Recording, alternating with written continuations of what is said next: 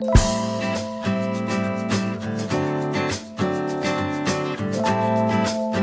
Friends, ಎಲ್ಲರಿಗೂ PS ಚಾನಲ್ಗೆ ಸ್ವಾಗತ. ಇವತ್ತು ನಾನು ನಿಮಗೆ ಉಳಿದಿರುವ ಚಪಾತಿನ ಹೇಗೆ ಯೂಸ್ ಮಾಡ್ಕೋಬೇಕು ಅನ್ನೋದನ್ನು ನಿಮ್ಗೆ ಹೇಳ್ಕೊಡ್ತೇನೆ. ನಾನಿಲ್ಲಿ ನಿನ್ನೆ ರಾತ್ರಿ ಚಪಾತಿ ಜಾಸ್ತಿ ಮಾಡಿದ್ದೆ, ಹಾಗಾಗಿ ಅದು ಉಳಿದಿದೆ. ಅದಕ್ಕೆ ಫುಲ್ಲು ಎಣ್ಣೆನ ಅಪ್ಲೈ ಮಾಡಿದ್ದೀನಿ. ಇವಾಗ ನಾನು ತವಾಗೆ ಹಾಕಿ ಲೋ ಫ್ಲೇಮಲ್ಲಿ ಗ್ಯಾಸ್ನ ಇಟ್ಟಿದ್ದೀನಿ. ಈ ಥರ ಆಗುತ್ತೆ. ಈ ಥರ ನಾವು ಚಪಾತಿನ ಬೇಯಿಸ್ಕೋಬೇಕು. ಈ ಥರ ಮಾಡ್ಕೊಂಡ್ಮೇಲೆ ಇದ್ರ ಜೊತೆ ನೀವು ಪಲ್ಯನಾದರೂ ತಿನ್ಬೋದು, ಇಲ್ಲ ಸಲಾಡ್ ಆದರೂ ತಿನ್ಬೋದು.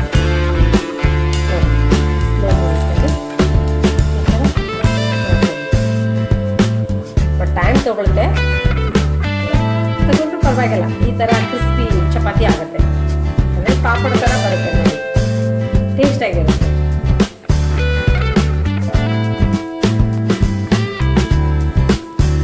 ನಾನು ಆವಾಗೇ ಚಪಾತಿನ ಹೇಗೆ ಫ್ರೈ ಮಾಡಿ ಹಪ್ಪಳ ಥರ ಆಗುತ್ತೆ ಅಂತ ಹೇಳಿದ್ನಲ್ಲ, ನಾನೇನು ಮಾಡಿದ್ದೀನಿ. ನನಗಿಷ್ಟು ನಿನ್ನೆ ರಾತ್ರಿ ಉಳಿದ ಚಪಾತಿನ ನಾನಿವತ್ತು ಬೇಯಿಸಿ ಇಟ್ಕೊಂಡಿದ್ದೀನಿ.